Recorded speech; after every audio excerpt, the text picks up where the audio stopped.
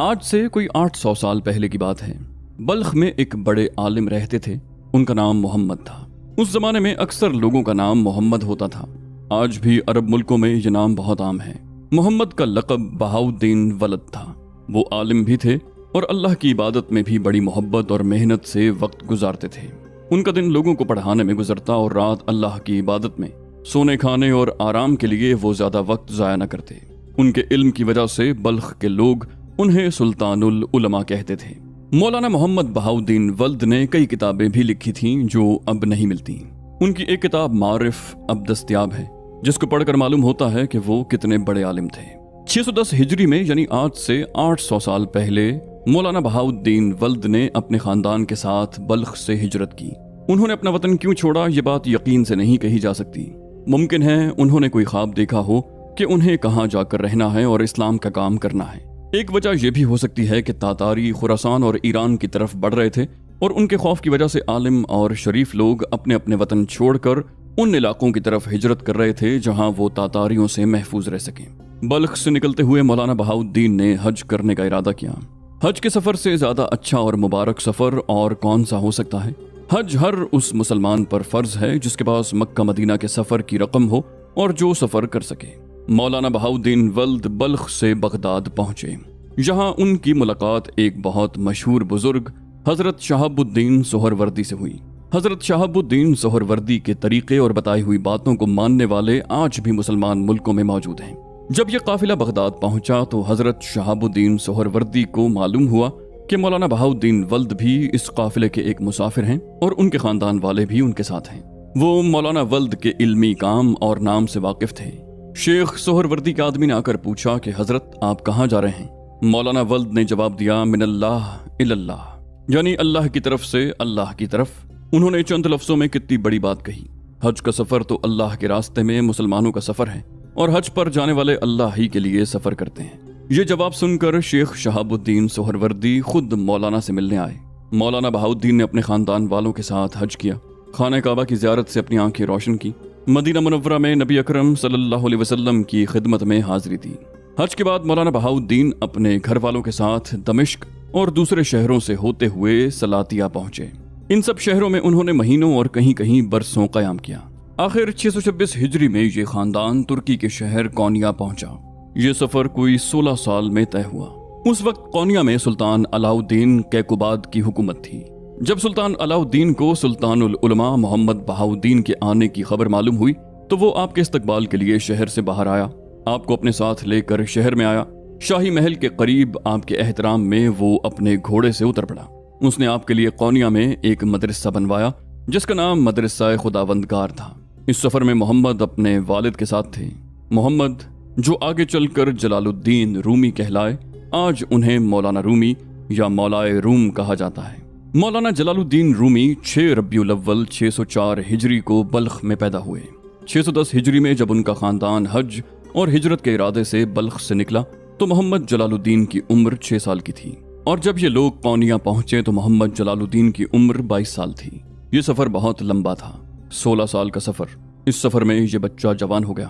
سفر کے دوران جلال الدین اپنے والد محمد بہاؤالدین ولد سے مختلف علم سیکھتے رہے۔ انہوں نے تفسیر، حدیث، تاریخ اور دوسرے علموں میں بڑی مہارت پیدا کر لی۔ اس سفر کا سب سے بڑا فائدہ یہ ہوا کہ نوجوان جلال الدین نے کئی ملک دیکھے، بہت سے عالموں سے ملاقات کی، بہت سے اہم کتب خانوں میں بہت اہم کتابیں دیکھیں۔ سفر زندگی کو سمجھنے میں ہمارے لیے استاد سے کم نہیں۔ مولانا بہاؤالدین ولد مدرسہ خداوندگار میں پڑھانے لگے۔ شام کے وقت وہ اپنے مریدوں کو عبادت اور اللہ تعالیٰ سے قریب ہونے کے طریقے بتاتے۔ وہ لوگوں کو اللہ کے ذکر کی تعلیم دیتے۔ اللہ کے ذکر اور اس کی یاد زندگی کو بنانے اور سنوارنے میں بڑی اہمیت رکھتی ہے۔ جلال الدین بھی علم حاصل کرنے اور اللہ کی یاد میں مصروف رہنے لگے۔ وہ اپنی راتیں قرآن مجید کی تلاوت اور اللہ کے ذکر میں گزار دیتے۔ سلطان کیقوباد نے کونیا میں اپنا نیا محل بنوایا۔ محل کی تکمیل کے بعد اس نے برکت کے لیے سلطان العلماء مولانا بہاؤالدین ولد کو بلایا۔ مولانا نے بادشاہ کی ترقی اور محل کی آبادی کے لیے دعا فرمائی۔ آپ نے فرمایا، میرے عزیز کیقوباد، انشاءاللہ دشمن کے قدم اس محل میں داخل نہ ہو سکیں گے۔ یہ محل دوسری آفتوں سے بھی محفوظ رہے گا۔ مگر مظلوم کی آہوں کے بارے میں آپ نے کیا سوچا ہے؟ مظلوم کی آہ اور بد دعا हर दीवार, हर फसील और हर बुर्ज को तोड़कर अल्लाह ताला तक पहुंच जाती है। आप बनाइए तो इंसाफ का कला बनाइए। हर वक्त अल्लाह से दुआ कीजिए कि किसी के साथ ज्यादती और जुल्म ना हो। सुल्तान कैकुबाद की आंखों में आंसू आ गए और उसने मौलाना के सामने अपने अल्लाह से वादा किया कि वो अल्लाह के बंदों के साथ इंसाफ करने की हर मुमकिन कोशिश करेगा। अल्लाह ताला ने हमारे बुजुर्गों, आलिमों और वलियों को हर मौके पर नसीहत करने और सच्ची बात कहने की ताकत अता की थी। वो बादशाहों के सामने भी सच्ची बात किसी खौफ के बगैर कहा करते थे। अभी इस खानदान को कौनिया में आए हुए 2 साल ही हुए थे कि मौलाना बहाउद्दीन वल्द का इंतकाल हो गया। उनके इंतकाल के बाद मोहम्मद जलालुद्दीन के बचपन के उस्ताद सैयद बुरहानुद्दीन मुहक्किक तिरमजी कौनिया आ गए। वो मौलाना बहाउद्दीन के मुरीद थे और उन्हीं के हुक्म से उनके बेटे जलालुद्दीन को बचपन में पढ़ाते थे। सैयद बुरहानुद्दीन मुहक्किक को अपने शागिर्द और अपने पीर के बेटे से बहुत मोहब्बत थी। उन्होंने एक बार फिर अपने मुर्शिद के बेटे को पढ़ाना शुरू कर दिया। मौलाना रूमी उनके मुरीद भी हो गए। ये सिलसिला 9 बरस जारी रहा। सैयद बुरहानुद्दीन तिरमजी का इंतकाल 637 हिजरी में हुआ। इस अरसे में मौलाना रूम लिखने पढ़ने में मसरूफ रहे। वो आम आदमियों को दीन की तालीम भी देते और रातें इबादत में गुजारते। मौलाना जलालुद्दीन रूमी के जिम्मे फतवा लिखने की जिम्मेदारी भी थी। बैतुल माल से उन्हें जो वजीफा मिलता उसके बदले वो फतवे लिखते थे। बिला मेहनत की आमदनी को वो जायज नहीं समझते थे। दीनी मामलात और मसाइल के जवाब लिखने को फतवा नवीसी कहते हैं। फतवा लिखने वाले का इल्म भी बहुत गहरा होना चाहिए और उसमें इंसानों को समझने की सलाहियत का होना भी जरूरी है। मौलाना बुरहानुद्दीन मुहक्किक तिरमजी के बाद यूं ही मौलाना जलालुद्दीन रूमी की जिंदगी गुजरती रही और 5 साल मजीद गुजर गए। 642 हिजरी में उनकी जिंदगी में मौलाना शम्स तबरेज दाखिल हुए और जलालुद्दीन रूमी की जिंदगी बिल्कुल बदल गई। शम्स तबरेज का नाम मोहम्मद बिन अली बिन मलिक दाद था। वो अल्लाह और उसके रसूल की मोहब्बत में सब कुछ भूल गए थे। अपने आप में गुम रहते, अल्लाह को याद करते रहते, मुल्कों मुल्कों शहरों शहरों घूमते। यूं भी होता कि कई कई दिन तक न कुछ खाते न पीते। वो बहुत बड़े बुजुर्ग थे मगर आम लोगों की नजरों से अपनी बड़ाई को छुपाए रखते। हजरत शम्स तबरेज ऐसे लोगों की तलाश में रहते जो अल्लाह और रसूल अल्लाह सल्लल्लाहु अलैहि वसल्लम के बताए हुए तरीकों के मुताबिक जिंदगी गुजारना चाहते। आप उनकी रहनुमाई और मदद करते। शम्स तबरेज भी ऐसे अल्लाह वाले थे कि उनकी एक नज़र इंसानों की जिंदगी बदल देती। शम्स तबरेज के उस्ताद और मुर्शिद शेख अबू बकर ने उनसे कहा, मोहम्मद तुम कौनिया जाओ, वहाँ एक नौजवान है, उसके दिल में अल्लाह और उसके रसूल की मोहब्बत और तड़प है, जाओ उसके दिल को और रोशन कर दो। शम्स तबरेज अपने मुर्शिद का हुक्म सुनकर कौनिया के लिए रवाना हो गए। शहरों शहरों होते हुए वो कौनिया पहुंचे। शम्स तबरेज से उनकी मुलाकात कैसे हुई, इसके बारे में मुख्तलिफ बातें मौलाना रूमी के हालात लिखने वालों ने बताई हैं। एक वाकया तो ये बताया गया है कि मौलाना रूम घोड़े पर सवार शहर की किसी सड़क से गुजर रहे थे कि शम्स तबरेज ने उन्हें रोककर एक सवाल पूछा। मौलाना ने उसका जवाब दिया। मौलाना रूम का जवाब सुनकर शम्स तबरेज ने उस सवाल का दूसरा जवाब दिया और ऐसा जवाब दिया कि मौलाना रूमी हैरान रह गए। अपने घोड़े से उतर पड़े और उन्हें अपने साथ ले गए। मुलाकात का दूसरा वाकया यूं बयान किया गया है कि एक दिन मौलाना जलालुद्दीन रूमी अपने मुलाकाती कमरे में बैठे थे। शम्स तबरेज आए और सलाम करके एक कोने में बैठ गए। थोड़ी देर के बाद उन्होंने किताबों की तरफ इशारा करके मौलाना रूमी से पूछा, ये क्या है? मौलाना ने कहा, ये वो चीज है जो तुम नहीं जानते। और फिर उनके देखते ही देखते किताबों में आग लग गई। मौलाना रूमी ने घबरा कर पूछा, ये क्या है? शम्स तबरेज ने जवाब दिया, ये वो चीज है जो तुम नहीं जानते। उसी लम्हे मौलाना जलालुद्दीन रूमी की दुनिया बदल गई। शम्स तबरेज की रहनुमाई में उन्होंने अपना रूहानी सफर तय किया। मौलाना रूमी शम्स तबरेज से बहुत कुछ सीखते रहे। उनका लिखना पढ़ना खत्म हो गया। वो हजारों लोग जो मौलाना रूम के मुरीद और अकीदतमंद थे, उन्हें ये बात पसंद न आई और वो शम्स तबरेज के खिलाफ हो गए। ये देखकर शम्स तबरेज कौनिया से अचानक चले गए। उनके जाने से मौलाना बहुत उदास रहने लगे। कुछ अरसे के बाद शम्स तबरेज फिर अचानक कौनिया आ गए और मौलाना रूमी की तालीम और तरबियत में मसरूफ हो गए। जब ये काम मुकम्मल हो गया तो वो फिर गायब हो गए। शम्स तबरेज के चले जाने के बाद मौलाना रूमी शायरी में ज्यादा दिलचस्पी लेने लगे। उसी के साथ साथ आप लोगों की जिंदगी की इस्लाह और उनकी तरबियत में ज्यादा वक्त गुजारने लगे। आपने सलाहुद्दीन ज़रक़ूब को अपना साथी और अपना जानशीन मुकर्रर किया। सलाहुद्दीन ज़रक़ूब ने 10 साल तक मौलाना रूम की खिदमत की। उनकी वफात के बाद हस्सामुद्दीन चलबी उनके साथी, हर वक्त के रफीक और खलीफा बन गए। हस्सामुद्दीन चलबी के कहने से ही मौलाना रूम ने अपनी मशहूर मसनवी लिखी। मसनवी मौलाना रूम 6 हिस्सों में है। اس میں ہزاروں شعر ہیں۔ ان شعروں میں مولانا نے اسلام کی تعلیمات کو بالکل نئے انداز میں پیش کیا۔ مثنوی میں بہت سی کہانیوں کے ذریعے مشکل باتوں کو یوں بیان کیا گیا کہ سب لوگ سمجھ سکیں، اور وہ بھی بہت دلچسپی کے ساتھ۔ مثنوی کی ہر کہانی کا کوئی نہ کوئی نتیجہ ہے، ہر کہانی میں کوئی نہ کوئی سبق ہے، جن میں سے کچھ کہانیاں ہم مولانا روم کے حالات بیان کرنے کے بعد آپ کے لیے پیش کریں گے۔ مولانا روم یوں ہی مدت تک قونیہ میں اسلام، اخلاق اور اچھائیوں کی تعلیم دیتے رہے۔ لوگ آپ کو دیکھتے اور آپ کی باتیں سنتے تو انہیں محسوس ہوتا کہ ان کی زندگی بدل رہی ہے۔ اللہ اور اس کے رسول صلی اللہ علیہ وآلہ وسلم کی محبت ان کی زندگی کا حصہ بن رہی ہے۔ مولانا 626 ہجری میں قونیہ آئے تھے اور 672 ہجری میں اس شہر میں رہتے ہوئے انہیں 46 سال ہو گئے، تقریباً آدھی صدی بیت گئی۔ 672 ہجری میں قونیہ میں بڑا شدید زلزلہ آیا۔ یہ زلزلہ مسلسل 4 دن آتا رہا۔ بعض مورخوں نے لکھا ہے کہ زلزلے کے جھٹکے 40 دن تک محسوس ہوتے رہے۔ قونیہ کے لوگوں نے حضرت جلال الدین رومی سے دعا کی درخواست کی۔ بعض نے یہ بھی پوچھا کہ یہ زلزلے کیوں آ رہے ہیں۔ مولانا اس زمانے میں بیمار تھے۔ آپ نے فرمایا، زمین بھوکی ہے، وہ اپنا حق مانگ رہی ہے، جلد اسے اپنا لقمہ مل جائے گا اور تم لوگوں کو نجات مل جائے گی۔ وہ جمادی الاخر 672 ہجری کی 5ویں تاریخ تھی۔ مولانا رومی کے عقیدت مند ان کے بستر کے گرد جمع تھے۔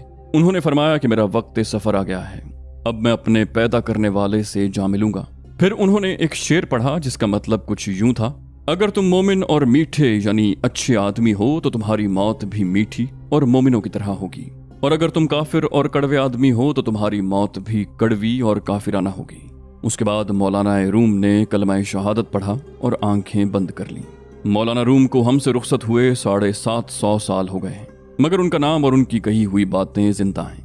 ہمارے قومی شاعر علامہ اقبال مولانا جلال الدین رومی کو اپنا استاد اور مرشد کہتے ہیں، اور خود کو رومی کا مرید اور شاگرد۔ آج بھی دنیا کے بہت سے حصوں کے رہنے والے سفر کر کے ترکی کے شہر قونیہ جاتے ہیں، رومی کے مزار پر فاتحہ پڑھتے ہیں اور ان کی یادگاروں کو دیکھتے ہیں۔ اپنی نوجوانی میں مولانا جلال الدین رومی بہت شان سے رہتے تھے۔ اعلیٰ درجے کے گھوڑے پر جب شہر میں نکلتے تو عقیدت مند اور طالب علم جلوس کی شکل میں ان کے ساتھ ہوتے، مگر پھر ان کی زندگی بالکل بدل گئی۔ راتوں میں وہ عبادت کرتے، اللہ کے سامنے روتے اور انسانوں کے لیے بھلائی اور خوشی کی دعائیں مانگتے، لوگوں کی خدمت کرتے۔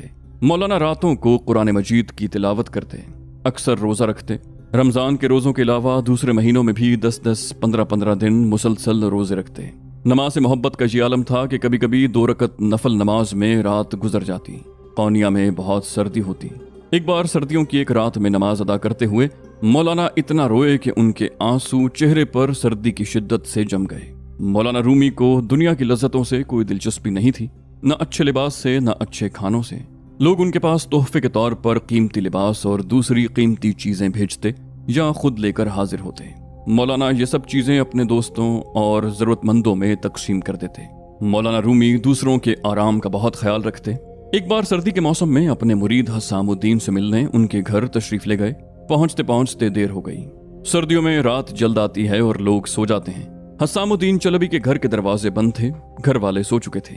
مولانا چادر بچھا کر دروازے کے سامنے بیٹھ گئے۔ برف آہستہ آہستہ مولانا کے سر پر گرتی رہی۔ آپ اپنے ہاتھ سے برف سر سے جھاڑتے رہے اور نماز میں مصروف رہے۔ نہ جانے آپ نے اس رات کتنی نفلیں ادا کی۔ آخر رات صبح میں بدل گئی۔ صبح فجر کی اذان کے ساتھ مولانا حسام الدین نے مسجد جانے کے لیے گھر کا دروازہ کھولا تو اپنے مرشد کو دیکھ کر حیران رہ گئے۔ مولانا کا لباس برف سے گیلا ہو چکا تھا اور بچھی ہوئی چادر پر برف جمی ہوئی تھی۔ چلبی نے یہ سب کچھ دیکھا اور سب کچھ سمجھ گئے۔ اپنے استاد اور مرشد کے قدموں پر گر گئے اور رونے لگے۔ مولانا روم نے محبت سے انہیں اٹھایا اور سینے سے لگا لیا۔ حسام الدین نے روتے ہوئے کہا، حضرت یہ آپ نے کیا کیا؟ دروازے پر دستک کیوں نہ دی؟ مولانا روم نے کہا، میں نے سوچا تمہارے گھر والوں کو تکلیف ہوگی، اور پھر چند گھنٹوں کی بات تھی، اللہ نے اپنے ذکر سے دل اور جسم کو گرم رکھا، مجھے کوئی تکلیف نہ ہوئی۔ ایک دن مولانا جلال الدین رومی بازار سے گزر رہے تھے۔ وہاں ایک چھوٹے سے میدان میں کچھ بچے کھیل رہے تھے۔ مولانا کو دیکھ کر بچے ان کے پاس آئے اور ہاتھ ملانے لگے۔ ہاتھ ملا کر وہ پھر جا کر کھیلنے لگے۔ ایک بچہ کچھ کام کر رہا تھا، اس نے زور سے آواز دے کر کہا، مولانا چلے نہیں جائیے گا، میرا انتظار کیجیے گا، میں ابھی آتا ہوں۔ سب بچے ہاتھ ملا کر چلے گئے۔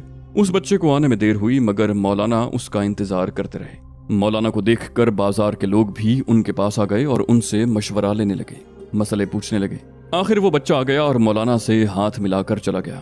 जो लोग जमा हो गए थे उनमें से किसी ने कहा, हजरत आपने एक बच्चे के लिए इतना कीमती वक्त खराब किया। मौलाना मुस्कुराए और फरमाया, मेरे भाई मैंने वक्त खराब नहीं किया। मेरे दिल में ख्याल आया कि नबी करीम सल्लल्लाहु अलैहि वसल्लम भी ऐसा ही करते। मौलाना जलालुद्दीन रूमी को 15 दीनार का वजीफा मिलता और अपनी जरूरतों के लिए वो 15 दीनार को भी काफी समझते थे। मौलाना रूमी ने अपनी मसनवी में लोगों को मुश्किल मसाइल और बातें समझाने के लिए बहुत सी कहानियां लिखी हैं। इनमें से बाज़ कहानियां इस्लामी तारीख से ली गई हैं और बहुत सी कहानियां मौलाना की अपनी हैं। उनमें से कुछ कहानियां आपके लिए पेश करते हैं। एक थे आलिम, वो ज़बान और कवायद के बड़े माहिर थे और भी बहुत से इल्म उनको आते थे। उनके बहुत से शागिर्द थे। ये साहब थे तो बहुत काबिल, मगर इन्हें अपने इल्म पर बहुत गुरूर था और कम पढ़े लिखे लोगों को हिकारत की नजर से देखते थे। ये कोई अच्छी बात तो नहीं है। इल्म तो आदमी में खाकसारी पैदा करता है। सच्चा आलिम दूसरों की इज्जत करता है। हाँ, तो ये आलिम एक दिन कश्ती पर सफर कर रहे थे। पहले तो कश्ती चलाने वाले मल्लाह से उन्होंने कोई बात न की, मगर भाई खामोश रहना भी तो बहुत मुश्किल है। आखिर उन्होंने मल्लाह से कहा, तुम सिर्फ कश्ती चलाते हो या कुछ पढ़े लिखे भी हो? तुम्हें कवायद आती है? गरीब मल्लाह ने मासूमियत से कहा, कवायद ये क्या चीज होती है? आलिम ने मुंह फेरते हुए जवाब दिया, उफ, तुम तो बिल्कुल जाहिल हो। तुम्हें ये भी नहीं मालूम कि कवायद क्या है? तुम्हारी आधी उम्र बेकार गई। तुमने अपनी आधी उम्र जाया कर दी। बेचारा मल्लाह खामोश हो गया। उसे आलिम की बातों से बहुत तकलीफ हुई, मगर क्या कर सकता था। इतने में दरिया में तूफान आ गया और कश्ती भंवर में फंसकर डूबने लगी। मल्लाह ने आलिम से पूछा, आपको तैरना आता है? आलिम ने गुस्से में कहा, मैं आलिम हूं, ये तैरना पैरना मुझे नहीं आता, ये तुम जैसे लोगों का काम है। मल्लाह ने कहा, फिर तो भैया तुम्हारी पूरी उम्र जाया होने जा रही है। कश्ती भंवर में फंस गई है और डूब रही है। मैं तो चला। ये कहकर वो कश्ती से कूद पड़ा और तैरता हुआ किनारे तक पहुंच गया। एक शख्स ने नया मकान बनवाया। बहुत अच्छा मकान था। फर्श और दीवारों पर खूबसूरत और रंगीन पत्थर थे। कमरे बड़े बड़े और बहुत से। जब मकान मुकम्मल हो गया तो उसने अपने उस्ताद और मुर्शिद से कहा, हजरत आप मेरे मकान पर तशरीफ ले चलिए, आपके जाने से बरकत होगी। मुर्शिद ने कहा, बरकत की बात तो छोड़ो, बरकत तो रिज़्क़ हलाल से होती है। जो मकान जायज आमदनी से बनाया जाता है उसमें रहने वालों को सच्ची खुशी मिलती है। मगर मैं तुम्हारा मकान देखने जरूर चलूंगा। तुम मेरे दोस्त हो और तुम्हारी खुशी मेरी खुशी है। मुर्शिद अपने मुरीद के साथ उसके घर पहुंचे। कुछ और लोग भी साथ थे। वो मकान देखकर बहुत खुश हुए। अल्लाह से दुआ की कि इस घर के रहने वाले खुश रहें और सीधे रास्ते पर चलें। मकान की एक दीवार में बड़ा सा सुराख था। मुर्शिद ने पूछा, ये सुराख कैसा है? यहाँ दीवार अधूरी क्यों है? मुरीद ने कहा, हजरत ये रोजन यानी सुराख हवा के आने के लिए है। इस सुराख से हवा मुसलसल आती रहेगी और गर्मी नहीं होगी। मुर्शिद ने फरमाया, मेरे अजीज, अगर तुमने ये नियत कर ली होती कि इस रोजन से अजान की आवाज आती रहेगी तो क्या अच्छा होता। हवा तो खुद ब खुद आती। मुर्शिद ने चंद लफ्जों में ये बात समझा दी कि नियत से कोई काम बहुत अच्छा हो जाता है और अगर नियत अच्छी ना हो तो काम में अच्छाई नहीं पैदा हो सकती। आमाल का दारोमदार नियत पर है। एक जंगल में एक शेर था। वो हर दिन किसी न किसी जानवर को शिकार करके अपना पेट भरता। उसके खौफ से जंगल के जानवरों की जिंदगी मुश्किल हो गई। सब जानवर हर वक्त सहमे रहते कि न जाने आज कौन शेर का शिकार होगा। आखिर एक दिन सब जानवर शेर की खिदमत में पहुंचे और उसे कहा कि आप हमारे जंगल के बादशाह हैं, आपकी खिदमत हमारा फर्ज है। हमें ये अच्छा नहीं लगता कि आप अपने खाने के लिए इतनी मेहनत करते हैं। आप इजाजत दें तो हम में से कोई ना कोई जानवर आपकी खुराक बनने के लिए हर रोज आपके पास आ जाया करेगा। आप आराम से उसे खाकर अपना पेट भर लिया करें। ये सुनकर शेर बहुत खुश हुआ और उसने कहा, शाबाश, मेरी रियाया कितनी अच्छी है, मुझे तुम्हारी बात मंजूर है। पहले दिन शेर की खुराक बनने के लिए एक खरगोश चुना गया। शेर उसका इंतजार करता रहा मगर वो ना आया और शेर भूखा ही सो गया। अगले दिन जब खरगोश पहुंचा तो शेर के गुस्से की इंतहा न थी।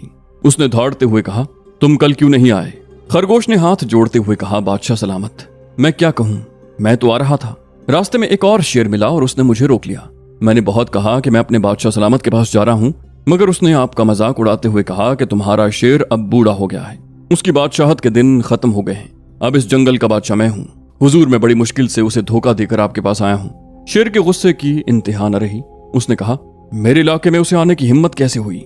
मैं इस जंगल का बादशाह हूं और मैं ही इस जंगल का बादशाह रहूंगा। मुझे उसके पास ले चलो, देखो मैं उसे कैसी सजा देता हूं। शेर खरगोश के साथ रवाना हो गया। खरगोश उसे एक कुएं के पास ले गया और कहा कि दूसरा शेर कुएं के अंदर है। शेर ने झांक कर देखा तो उसे कुएं के पानी में अपना अक्स नजर आया। वो जोर से दौड़ा और कहा, तू मेरे इलाके में कैसे आ गया? अभी तेरी खबर लेता हूं। ये कहकर वो कुएं में कूद पड़ा। उसकी हड्डियां टूट गईं वो तकलीफ से चिल्लाता रहा और खरगोश हंसता हुआ जंगल में अपने साथियों के पास पहुंचा और उन्हें पूरा किस्सा सुना दिया। सच है कि गुस्सा ही मौत और हलाकत है। गुस्सा हमसे सोचने समझने की सलाहियत छीन लेता है। एक दुकानदार था। वो आम और रोजमर्रा जरूरत की चीजें बेचता था। दालें, आटा, साबुन, तेल, मसाले, सुई धागा वगैरह। उसकी दुकान को जनरल स्टोर और किराने की दुकान समझ लो। उस दुकानदार के पास एक तोता था, खूबसूरत हरा रंग, और तोता खूब बातें करता था।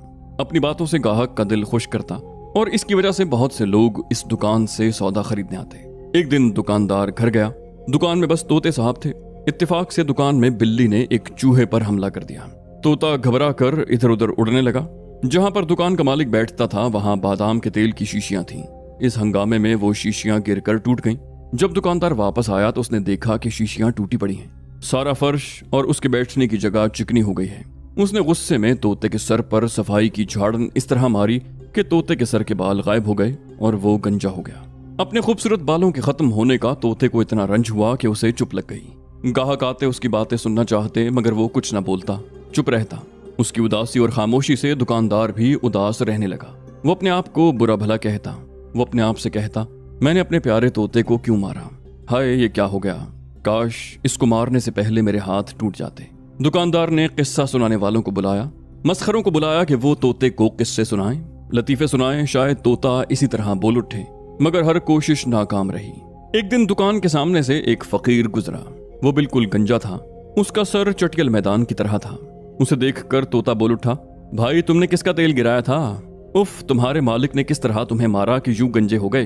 अपने तोते को बोलता देखकर दुकानदार की खुशी की इंतहा न रही। उसने गंजे फकीर को बहुत से रुपए दिए, अपने तोते को अच्छे अच्छे फल खिलाए और फिर कभी अपने तोते पर गुस्सा न किया।